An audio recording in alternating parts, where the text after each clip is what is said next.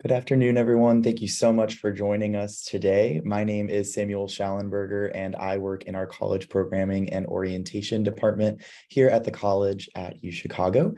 And I am our assistant director of student development and orientation. And a big part of orientation is the summertime. This is our summer series of webinars, and this today is focused on pre-registration. The entire webinar is being recorded, so if you do need to leave or pop out at any time, or if you just want to circle back later after the presentation, we will have the recording posted on our website, and I will put the link to where all of those are stored in the chat in case you missed any of our other webinars earlier in the summer. Feel free to go through and check out any that may be relevant to you or anything that you have questions about. Speaking of questions, you can throw them in the Q&A function today, and we will be able to either type them and answer live or just take them at the end of the presentation, depending on the nature of the question. So at this juncture, I'm going to hand it over to our experts in pre-registration and introduce Robin Graham.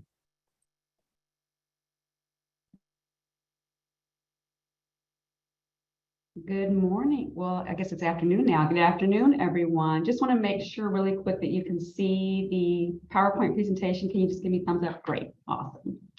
So welcome, everyone, to the College Academic Advising Office's webinar on the pre-registration process. This is the final webinar that is offered by the College Academic Advising Office this summer.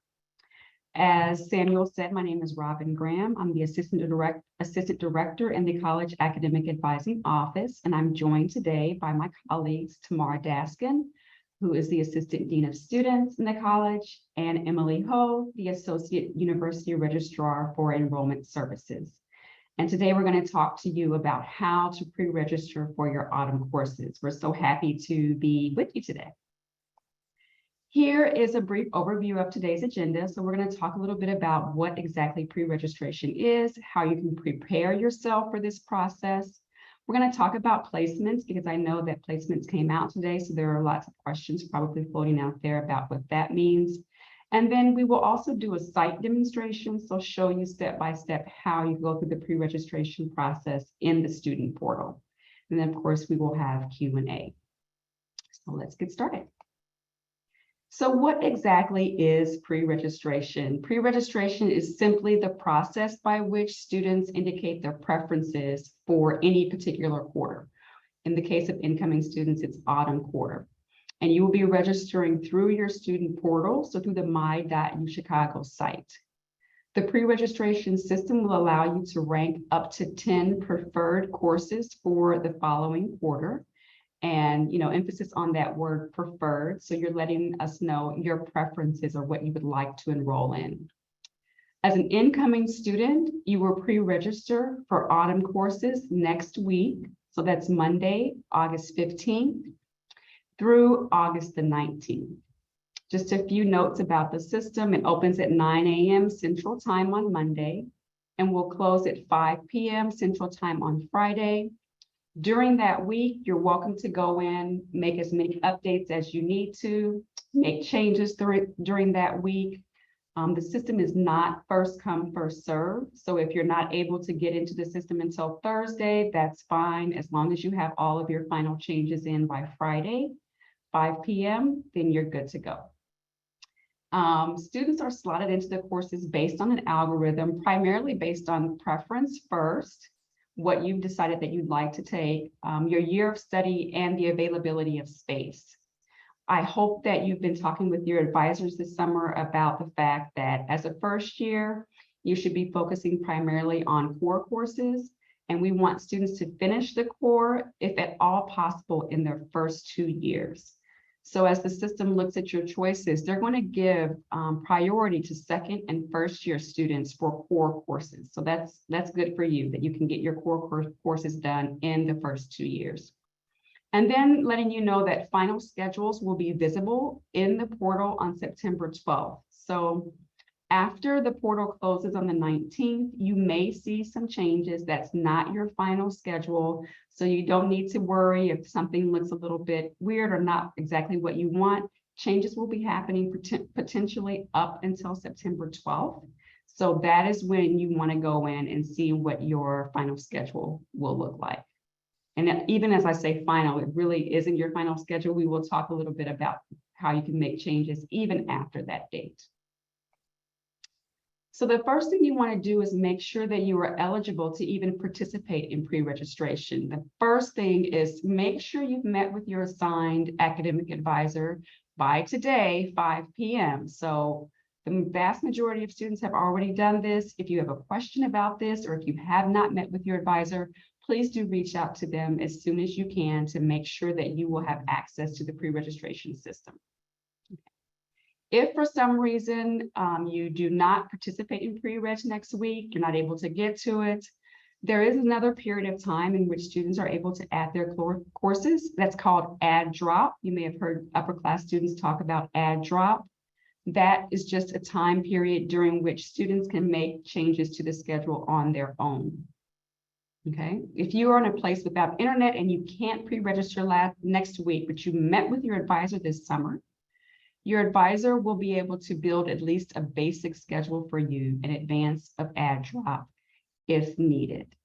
And I'm just going to pause here to make sure, Tamar or Emily, are there any things that you want to add about eligibility or things that I left out? No. Okay, we'll move on. So preparing for pre-registration. There are a couple of things that we want you to do to make sure that you're ready to pick those classes.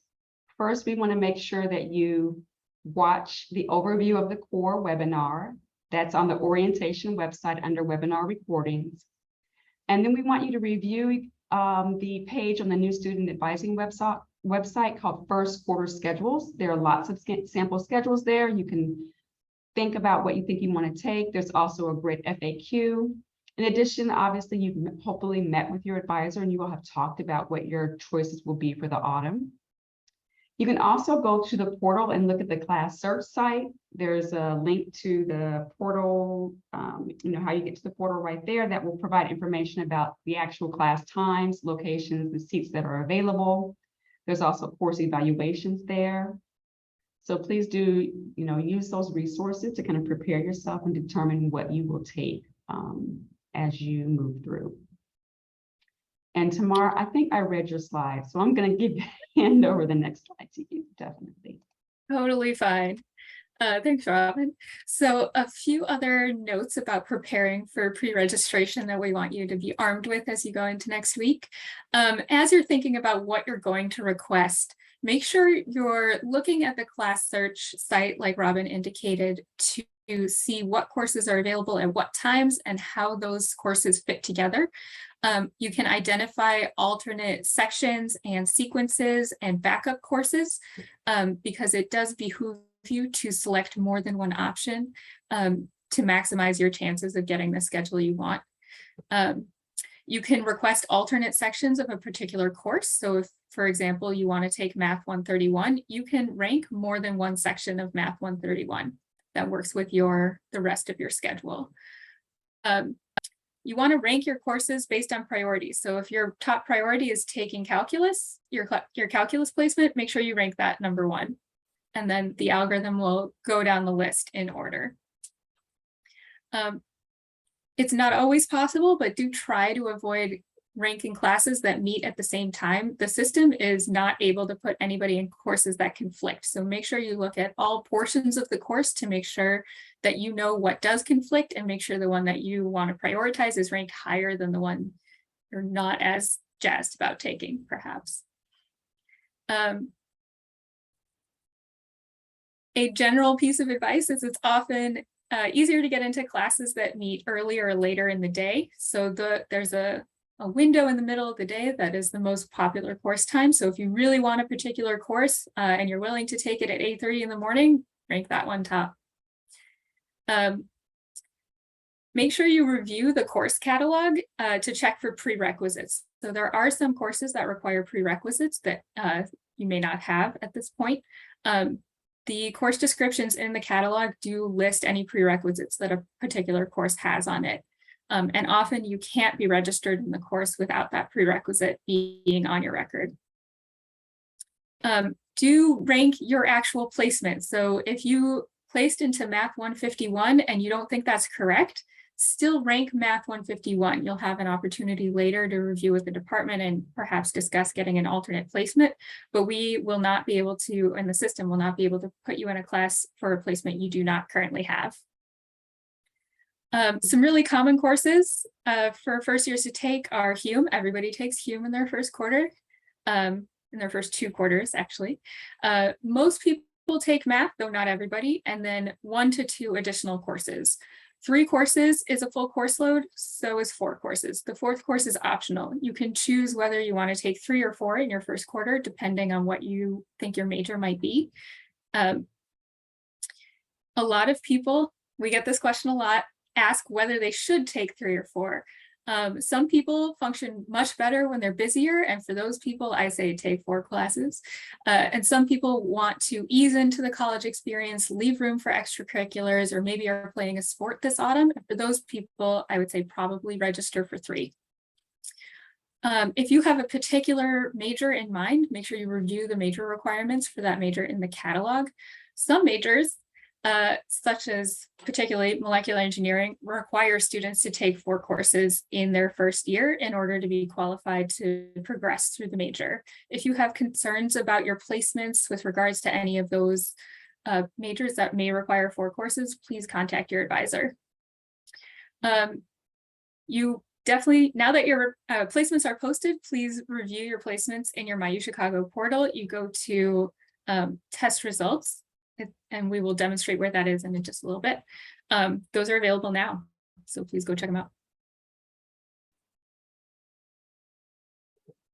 Okay, so like I said, placements are available, and if you have sent us AP scores, they should be available on that same test score pagelet.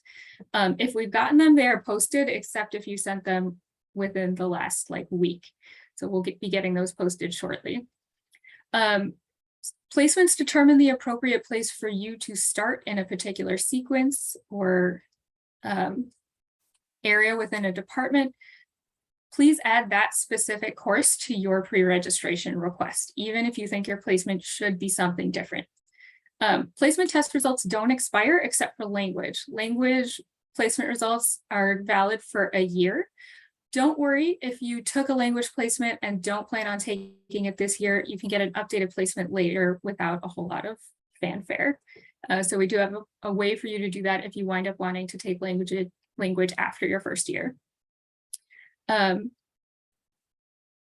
If you pre-register for Spanish 103 and you don't have the placement for Spanish 103, you will not be registered in that class. So don't be surprised if that doesn't happen. A note on AP scores, some AP scores confer credit, some help determine placement. If you have questions about what scores or credit you should get for your AP scores, please contact your advisor. There is also a table in the college catalog that lists AP score credit. There are certain credits that require 2 AP scores combined to grant you credit. Those have not been posted yet, so don't panic. That will happen during autumn quarter. Like I said, placement results are live, so I hope everybody checks that out after this webinar. And if you did not take your math, chemistry, and/or language placements yet, please still do so and let your advisor know when you've completed them and which exams you took.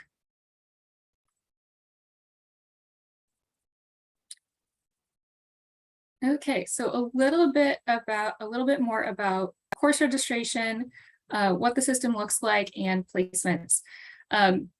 So this is your landing page in your My.UChicago portal. You can see this test student doesn't have any alerts at this time, but if you have a hold on your account or something, it will appear in that My Alerts area. There's a banner at the top that gives you pertinent information about what's happening in the system. So try to not ignore that and read the words. It can give you valuable information, though sometimes I know people can skip past it. Below that, you'll see the classes table. So you see what this example student has been registered in for spring 2022. The student was taking an art history course, calculus, and it lists both parts of the calculus course, both the lecture and the tutorial for this particular calculus section. And this student was also taking power. So you'll see all those there. in the tab that says grades, and this is a screenshot, so we can't flip to it, but once your grades are posted, they'll appear there. When you go to the My Academics tab in the right-hand navigation bar or at the top, you'll see this My Academics page. This is where you will eventually declare a major.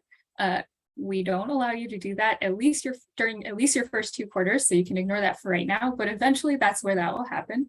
And below that, you can see there's a little tab with your test results, and that's where you can find your test results. Here's a little bit of a detail on the test results page, so you can see both your placements and your AP scores are listed there. A quick note about IB scores, those are not automatically loaded. So if you have IB scores that, according to the table in the college catalog, will grant you credit, please reach out to your advisor and let them know if you haven't already, and they can get those posted to your account. It may take a little bit, like a month or 2, before they have time to submit that paperwork. It's not automatic. We are very sorry about that, but we can get those posted to your record. So this student has a 5 on AP French, which does not grant placement or credit, but it does complete language competency, which will not appear in this table. Don't worry, that's normal. And this student also took AP Psych, which doesn't grant credit. So nothing appears next to the placement or credit area. And then you can see the student has a French placement, a math placement, and a Spanish placement below that. And we will discuss what to do if you're confused about your placements, I think, in a little bit. Okay, so like we mentioned before, you can go search this weekend for what classes you want to take, what specific sections of classes you want to take this weekend as you prepare for pre-registration. Make sure that your banner in the middle there under terms says autumn 2022. And then below that, you can search for a specific course. You can search for the number, the prefix. You can search for keywords. So anything that you can think of to use can return classes with that search. So this search was set up with Bio 131, or sorry, 10130. This screenshot is a little old. It's now called Principles of Biology, but that's neither here nor there. It's not in this screenshot, but to the left of the search area is also a bunch of filters, which can be useful for looking for core curriculum classes, if that's what you're looking for. You want to note when you're looking at the results, so this will kick back everything with a BIOS 130 in any part of the course description or number. You want to note how many sections there are, whether the section is opened or closed, and also if it has instructor consent on it, there will be a tag that says instructor consent, which means you cannot register for the course without consent from the instructor, and that's where that tag will appear. When you click into a specific section on the previous page, you'll get details about that course. So you can see at the top of the page what the course number is, what the section is, what the components of the course are. The laboratory and the lecture are both required components of the course.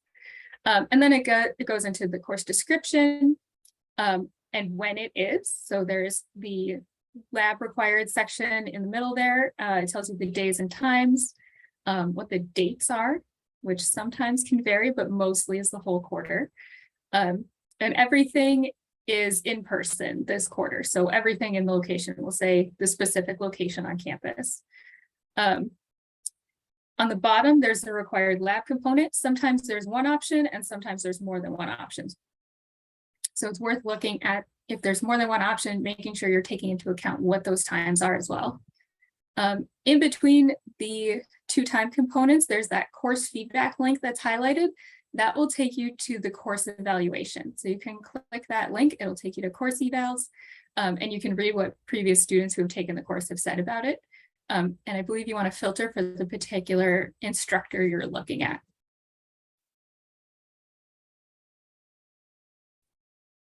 Now I'll hand it over to Emily for an actual demo. So I'm going to stop sharing and I'll let you continue. All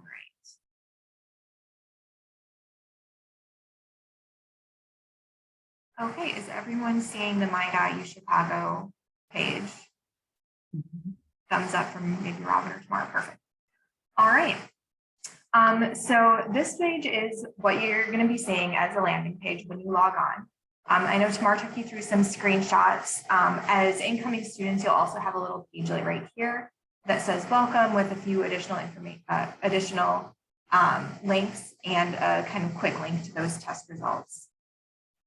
So for your pre-registration, as incoming first-year students, you're going to be doing this through the first-year pre-registration process. So this is going to be different than what continuing students use and different than what you'll be doing winter quarter. Really only your first quarter is when you're going to be using what we call first-year pre-reg. So starting Monday when this opens, you'll be able to go onto your student portal and click this first-year pre-registration link. And that will time me out. That will take you to this page. Now, this first page should be a little familiar. I think you already filled this out once when you were doing your Hume registrations earlier this summer, but this is a chance if you want to update your answers here. So some of the answers are about whether you're interested in health professions. Here's where you can say how many units you intend to register for in the autumn quarter. So 300 or 400. And here you can also put what your primary academic interest is. Hang on. I'm going to stop sharing while I sign back in. It logged me out. But yeah, those answers are collected. The academic interest, the pre-reg, the medical career, those are mainly for your academic advisor for their knowledge. It's not anything that's going to impact your resolution. Okay, we're back. You guys seen this again? Perfect. Okay, so when you've entered your information here, just hit next, and that will take you to your pre-registration page. So first thing you see is that there's a bunch of different categories here. So what you're going to want to do is start to rank these different buckets. And so these are the different courses that you have access to register for or to request as first-year students. So we have your social sciences, your mathematical sciences, your physical sciences, language, civilization studies, biological sciences, and other. And as you can see, there's also a skip group category. So what you want to do is go through and start ranking these just kind of in general. And this is something you can always change. So just that drop down to rank what order you're interested in taking these courses or these categories. And of course, you can skip the groups entirely if you know, for example, you don't want to take bio in autumn quarter. Once you do that, just hit save and sort. And what this will do is then bring up the actual requests within those buckets that you can search. So what you'd want to do, let's say your first choice is your social science core, hit search, and then this will bring you to a page that will show you all of the available social science classes. So we can see here the course, this is the same information that you'd be seeing in that course search page. We can see open seats, we can see who the instructors are, we can see the meeting times. So go ahead and add that. It will ask you to confirm, you say yes, and now you'll see it here on your page. So let's say that you really want to soc and you know that this sequence is popular, there's already 6 seats taken by upperclassmen. Then you might think, okay, I want to put in a lot of backup options just to make sure I definitely get it soc. So you can go in and request a few other courses, add it there. And within this, you can rank, let's say you decide, oh, actually that section, I want more than the other one. You can switch those rankings there. So for soc, you're able to submit up to a lot of rankings, but you don't have to request every single one. You can always skip if you don't want to request that. So let's say that's all you want for soc and go down. The next option, again, you can sort these if this is your second choice, is physical sciences. So you're able to request up to 2 different sections of physical sciences. So again, when you hit search, this will take you to all of the courses eligible as physical sciences. So things like astronomy, and here's where we'll also see chemistry and physics. So let's say you placed into Chem 121, that's when you want to take, hit add there, it will ask you to confirm. So you'll want to go through and do all of that. And like Tamar said, pay attention to your placement because if you're, say, looking for math and you request a course that you didn't place into, let's say you have placement for Math 151, but you request Math 131. Since you don't have that placement, even though it lets you request, it will not register you in that course. As you're going through, you can always hit save and sort, and that will save everything and resort this as you've changed your rankings. This screen is also kind of clunky with a lot of scrolling. So if you just want a quick summary, you can always hit that summarized rank button, and that will tell you what you've requested, how you've ranked it, and what the different sections are. So that's kind of a useful thing if you just want to kind of back out and take a bigger look at what you're requesting. Once you've finished everything and ranked or skipped everything you want, you can again hit save and sort to make sure everything's in order, and then you can go ahead and hit that submit button. Once you hit that submit button, you'll get this banner that confirms that the courses have been submitted. And I believe you also get an email that confirms your submission as well as what your rankings are. And then you're all done. You can come back into pre-reg anytime during that week and make changes. It's not time sensitive. So anything, basically whatever is in the screen Friday at 5 p.m. is what you've requested. I do want to note that every time you hit save, that captures your request, just as well as every time you hit submit. So definitely go in there, make sure you have something in there, because if you forget to hit submit by Friday at 5, if you do have something in here, we'll be able to see that. All right, and I think that pretty much covers it here. I'll take a look at what any of the questions are. But again, this is something that will be open all week, is not time sensitive. And as you're going through, you can always, request up to however many options you have, or if you don't want to take anything in that particular category in autumn, just skip the group as a whole. And we'll stop this and send it back to Robin.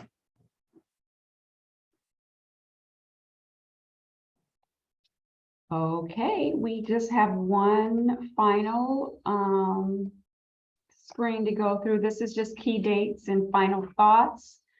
As a reminder, again, pre-registration is open between August 15th and 19th. That's next week, Monday through Friday, 9 to 5 p.m. Not first come, first serve. Just get your preferences down during that week. Again, remember, schedules are not finalized until September 12th.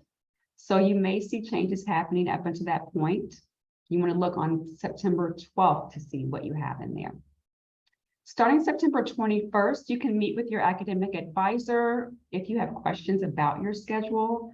I want to really emphasize that, what you see on September 12th will not necessarily be your final schedule. There are still opportunities to make changes, either with the help of your advisor or during that add drop period. So I don't want anyone to be anxious or nervous about things that they may see. There's always time to make changes if changes are necessary.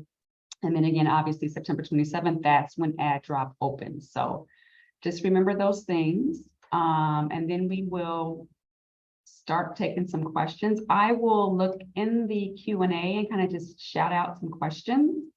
And then Tamara and Emily, if you all want to field questions, that would be helpful. Oh, look, we have no questions in the Q&A. I'm just kidding. There's 146. So we have a lot. And I'll just kind of start at the beginning and throw them out. Okay. So someone asked, what is the maximum number of sections we can register for under each category?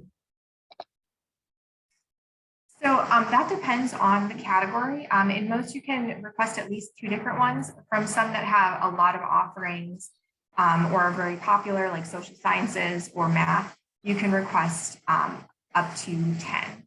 But you'll see when you're logging in that, for example, the other category, you have the option to request 3 different classes. Again, where social, you have the option to request a lot more, and a lot of that is based on how many classes there are in that category for you to pick from. Okay.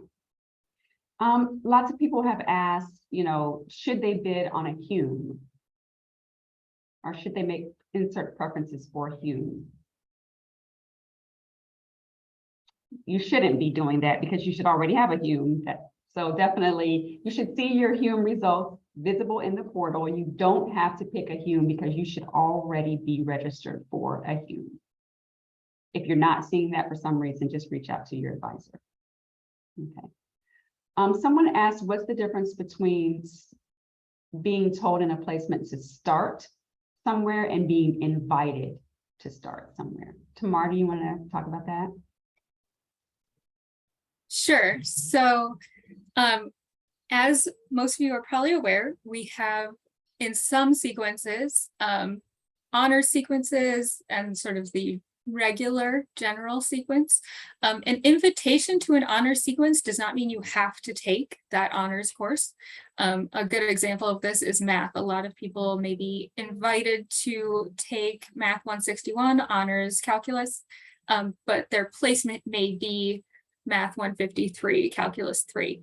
So if what you want to do is up to you. So if your goals are to be a math major, you may want to take the honor sequence to get a deeper background in proof-based calculus. And the math webinar, I'll plug it here, we'll go into that in more detail. But if your goal is to perhaps be an economics major, maybe you don't need honors calculus, and taking your Math 153 placement is right for you. So there's no GPA boost with taking an honors sequence. The honor sequences are generally geared towards people who are really interested in that subject, are interested perhaps in research in that subject, but are not limited to people who want to major in that subject. So chemistry, physics, math, they all welcome people from any major who have placed into that. And if you've been urged to start in that sequence, they would really like you to try it because they think you're qualified to do so. And just again, I want to emphasize what Tamar mentioned. The math department has a webinar of their own that takes place on this upcoming Monday. I highly, highly, highly recommend that, if you're taking math, which is almost everyone, that you attend that webinar. They spend a great deal of time talking specifically about placements, what you should do if you feel like you're not in the right placement, which I've seen that question come through again. There will be opportunities to make changes, but attend that webinar. It will give you much more detail about math. Someone asked, where will we see our placement scores? Hopefully that's been answered, that you will see them on that test results tab within the portal. Someone asked, are we allowed to pre-register for classes that appear as if they are already closed or full on class search? That's a good question. Yep, there will be nothing stopping you from requesting a course that is full, but you will not be enrolled in the course. The registration process can't put students in beyond the seat limits. I will say for many of these courses right now, because we just had continuing student registration, what many of the departments do for courses that are first-year courses is they hold back a number of seats. So it's very likely that some of the courses you're seeing right now that appear full, next week there'll be a few extra seats added in there by the departments, particularly for first-year students. So be sure that you're checking those seat counts again next week, because you might see some additional seats added in those courses opening up again. Good. And then just real quickly, I see a question about whether the math webinar will be recorded. Yes, absolutely. All webinars that CPO hosts are recorded and they are on the orientation website. Someone asked if we disagree with a placement, do we still pre-register in it? Yes. So you can only remember you can only register for courses for which you have the placement. But again, there's time to make changes if changes are appropriate. So go ahead and pre-register for what you've been placed into. And then if you need to make a change later, those can happen department by department. You can either reach out to the Chem department if you think that that's correct, or you want to talk to them. You can reach out to the math department. Again, I say watch the webinar. They'll tell you how to do that, or reach out to your advisor. It will tell you how to do those things.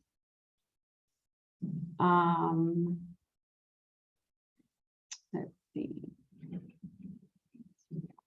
Does a Spanish 202 placement satisfy language competency? That's a good question. Tamara, do you want to take that? I'm sorry, can you say it one more time? I was reading other questions. No, that's okay. Does a Spanish 202 placement satisfy language competency? Yes, sorry, thank you. Yes, taking and completing Spanish 102, or sorry, 202 with a quality grade, meaning A letter grade that is not a P grade, a W or an F or an incomplete. Those do not confer credit, but anything above a D or above is a quality grade. That will complete language competency. So anything above the first year of a language will complete competency. So let's use Spanish as an example. Spanish starts with 101. If you start in 101, you have to take 101, 102, and 103. Completing that first year, that 103 level, will complete language competency. Taking any single course above the 103 level will also complete language competency. So Spanish 201, 202, 203, and above will complete language competency. Thank you. Someone asked, can you take a class that's lower than what you placed into? So can you take a lower math than what you placed into? No.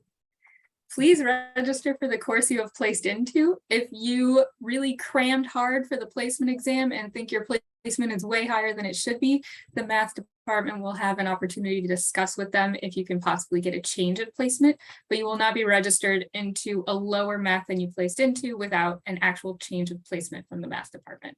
Same is true, I believe, it works a little bit differently in chemistry and physics, since physics has an honors invitation, but you're not mandated to take honors. And someone asked a good question about the physics. They wanted to know, why do they have a physics placement if they didn't take the physics exam?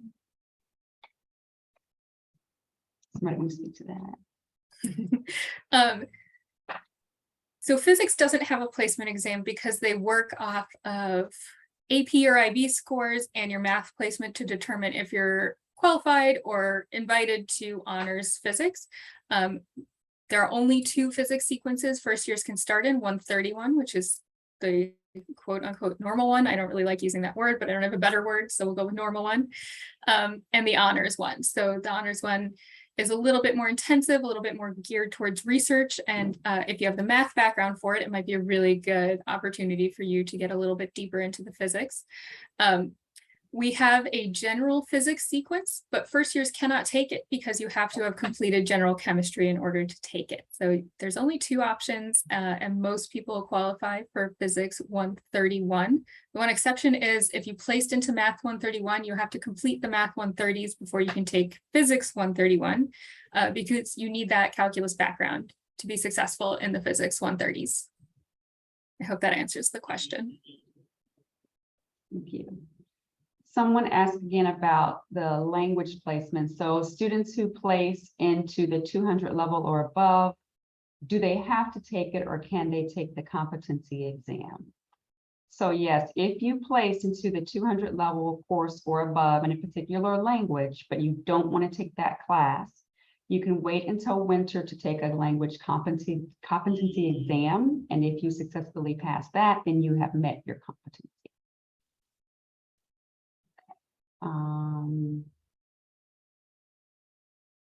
If I placed into math 151 or 152, I can choose which I'd like to take. Is that correct?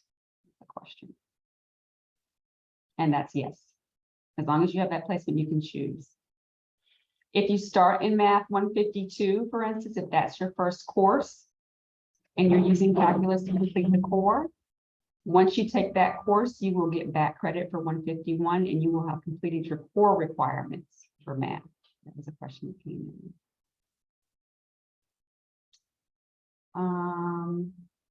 Where can we find the link for the math webinar?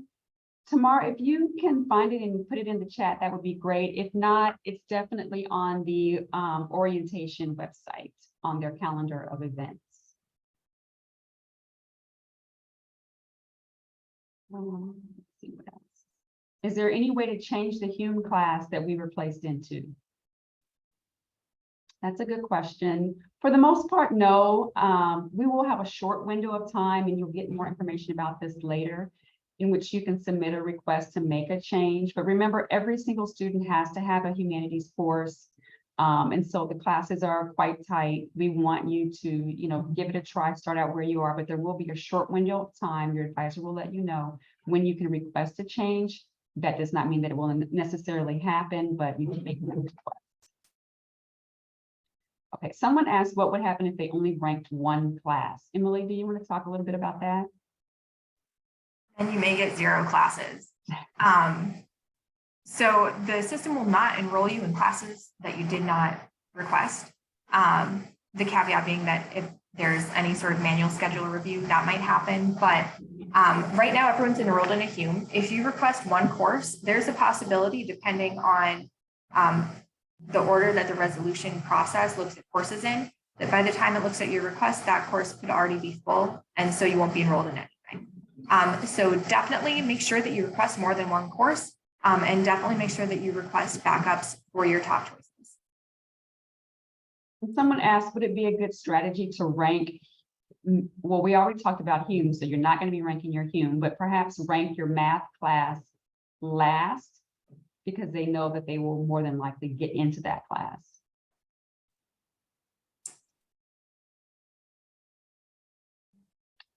That's a philosophical question. Yeah, generally our stance is rank the courses you want the most highest. That's how the system's designed to work. I know there's all sorts of strategies that I'm sure you've been hearing from upperclassmen and other students about how to game the system. Really, there's not a way to guarantee that you're going to get everything you request. The best option is to rank what you want the most in the top option. Make sure that you're ranking courses that you have the placements for, and make sure that you're not ranking courses that all meet at the exact same time, since the system won't resolve you into courses with time conflicts. And again, I'm seeing a lot of questions about the webinars for chemistry and math. Remember, again, 1, they're recorded, and 2, you can get to the link through the orientation website. Samuel, I don't know if you've already put that in the chat, but yep, they're already there. So definitely look at the chat for the math webinar link, or perhaps if you can throw the link in for the orientation website. Thank you. This is again, more of a philosophical question. Maybe tomorrow, if you want to talk about this, what's the benefit of taking an honors course versus a regular course? So the benefit to taking an honors course over a regular course is sort of a deeper understanding of the material. The material not only moves a little bit faster, but a little bit deeper. For example, my go-to example is honors calculus. It functions in proof-based calculus, whereas the 130s and the 150s are more computationally based. So if you're interested in advancing through the math major, or maybe the stat major, or maybe you're thinking of an econ PhD down the line, you may want to take honors calculus because it does give you a deeper understanding of how the calculus functions. There's no GPA boost for taking an honors sequence. There's no alternate GPA scale, so there's no way that shows up in your GPA other than you have the knowledge. And that's more what college is about, I think, is you are gaining the understanding you need to move forward with your plans in life, rather than trying to climb up the GPA ladder or something like that. I'm seeing questions about finding the class search site. So that again is in your portal. When you get on your landing page in the portal to the right, you should see a link for the class search site. And again, that will give you information about the times, the dates, the courses that are available. You can search that site for that information. Someone asked, is 10 minutes enough time to get from one class to the other? Well, if you want to talk about that as well.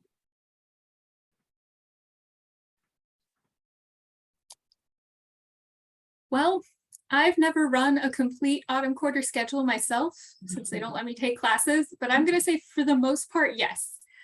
It can depend what classes they are and where they are.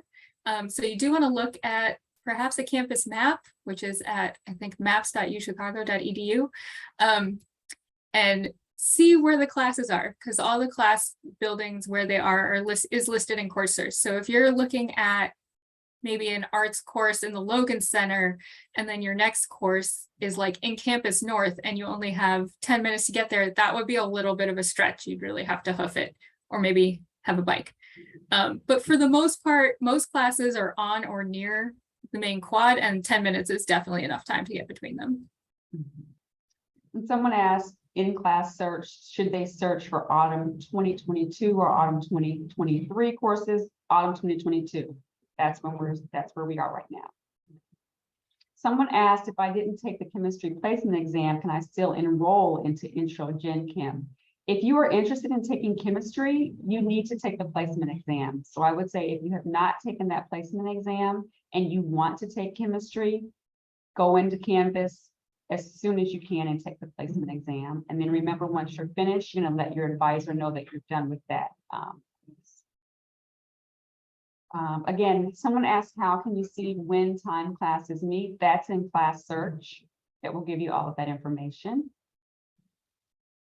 Someone asked, and this is a good question maybe to clarify, Emily, you did talk about this though. How many sections or options can you rank per course? So for example, how many physics sections can I rank?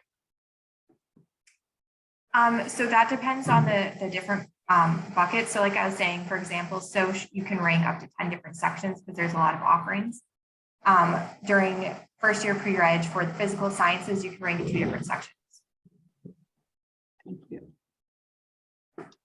What else?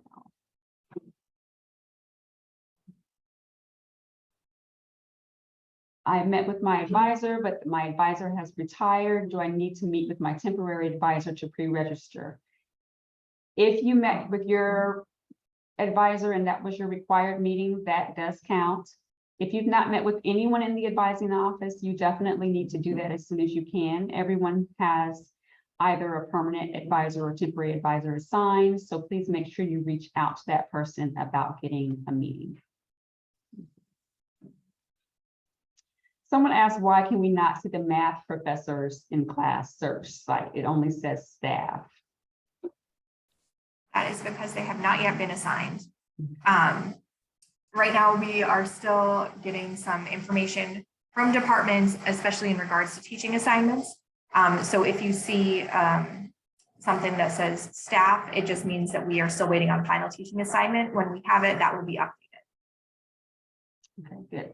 Someone asked, do you need to take a placement exam for a new language that you have no prior experience with?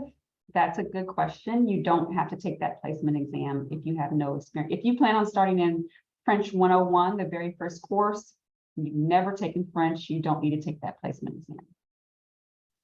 Someone asked, is there a way to enroll in the computer science courses without, if we didn't fill out the form earlier, we didn't take the exam? If you're interested in the computer science classes and you have experience, I would recommend that you reach out to your advisor, let them know. They will give you contact information for the comp sci department. They're holding a later comp sci placement exam date for people who missed that first one. If you're planning on taking computer science classes and you have no prior experience, you can start in 141, the first course. Someone asked, we're just registering for the autumn courses, right? That's correct. You register 1 quarter at a time. Let's see. I see one question that's about changing class of levels during add drops. So I imagine this is about like maybe math levels. So if you try out your math placement or whatever placement during the first week and you think it's too difficult for you, the math department will have consultation hours during first week in which you can talk to them and get a revised placement and change your registration at that time. Thank you. Someone asked, if there's a class that two classes that start at the same time or meet at the same time, is it possible to rank those? We talked about that a little bit. You can rank them, but the system will not resolve you into courses that start at the same time. So it's best not to do that.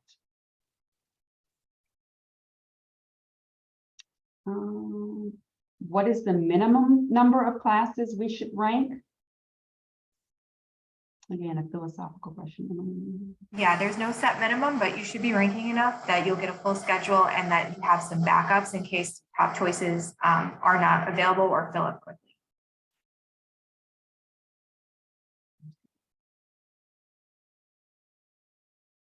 Tamara, are you seeing any other questions in here that maybe we haven't gotten to? Looking. Sorry, there's a lot of questions in here, you guys. Trying to get to as many as possible. Oh, I see a question about Math 105. Sorry, I'm gonna go look up that course real quick. But I'm relatively certain that if you were invited to Math 105 rather, you can just take that singular course for the math requirement. Do we offer 105 this year? While you're looking at, you find it? No, go ahead, Robin. Okay, I was gonna say, while you're looking at that, we'll talk about a couple of other things. Someone asked, can you explain add drop? Do you want to talk a little bit about that, Emily? Yeah.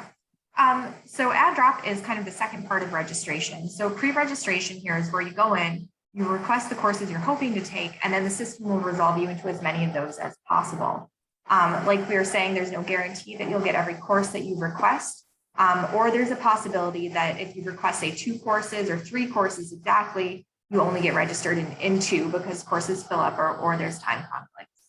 So what add drop is a chance for you to go in and make changes to your schedule yourself. So essentially, when add drop opens, which will be the first day of the quarter, you can go into my classes, and that's where you can see what you're currently registered in. And you'll also be able to, at that point, add yourself directly into courses. You can add yourself into a course as long as you have the prerequisites for the course and as long as the course is open and as long as the course does not require instructor consent. This is also when you can drop a course. So let's say you enrolled in 4 courses. You decide that you actually want to take 3 and you want to drop one, or let's say you want to drop a course to switch into a different one. Starting the first week of the quarter when add drop opens, you'll be able to go in and make those schedule changes directly. Add drop will be open through 3rd week of the quarter, so you will have through 3rd week to kind of finalize your schedules. I would definitely recommend, and Tamara and Robin can jump in, but finalizing those early on in the quarter, just because by 3rd week, it's already a third of the way through the school year, so it can be hard to add a class in 3rd week and catch up with everything. But yeah, essentially after pre-reg, add drop is a chance where you can kind of go in and fine tune your schedule. Did you find the information about Math 105 tomorrow? I did. Math 105 is a single quarter course. That's a prep course for Math 131. So if you place into Math 105 and need to take calculus for your potential major, take Math 105 in autumn and you'll be able to take Math 131 in winter. And someone just asked, what the math requirement is for core. There's lots of ways to fulfill the math requirement for core. You have to have at a minimum 1 course. But if you're using calculus to complete the core, which most students will, you need to have at least the first 2 quarters. So again, you can follow up with your advisor about what those other options may be. That information is also in the college catalog under the curriculum tab on the left. And then when you click on math, you'll see the various options for math. Let's see. I see one of the top questions is about the Hume writing seminar. And how that will be factored into your schedule. So that's not anything you have to worry about as far as scheduling. After the quarter starts, that writing seminar will be manually added, but that meeting time will be determined in your class. So it's not going to conflict with anything. So it'll be added. You don't have to do anything. It will show up, but it's not going to conflict with anything that you're already in. Thank you. I'm seeing a few questions in the chat, I guess, about what should I do if I really have no idea what I want to major in? And the answer is basically take core. So if you want to take 3 classes, Hume, your math placement, or stat, if you don't want to take calculus, and if you're leaning towards social sciences, and either physics or chemistry, if you're leaning towards STEM, is a great first year schedule. If you're planning on doing bio something, that starts in winter if you want to do the major or the pre-med sequence. But if you really have no idea and you're definitely not a STEM person, Hume, your math placement, Soc, and perhaps a language is a great first year schedule. Good. Maybe a couple more questions. If I was placed into Physics 131, but I don't plan on majoring anything related to STEM, do I have to take that class? And absolutely not. If you're not planning on taking a major that requires physics, there are a lot of other great options that are available to fulfill the physical sciences requirement. Again, that's in the college catalog. If you look on the left-hand side of the page, click on curriculum and then go to the physical sciences, you'll see a lot of other great options that you can use there. What majors require you to take calculus? Again, that's something you can find in the college catalog. That any major that you look up in the catalog, each major has a summary of requirements, and it will let you know whether or not you need calculus for that major. When will the advanced placement chemistry results be available? Not until much later. I would say if you're interested in that exam, reach out to the chemistry department. You may have already received an email about that. If you received an 5 on your AP chemistry exam, so follow those instructions there.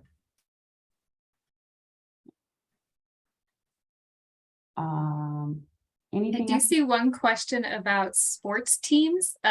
If you're on a sports team in autumn, probably your coach has already been in contact about sort of windows to avoid.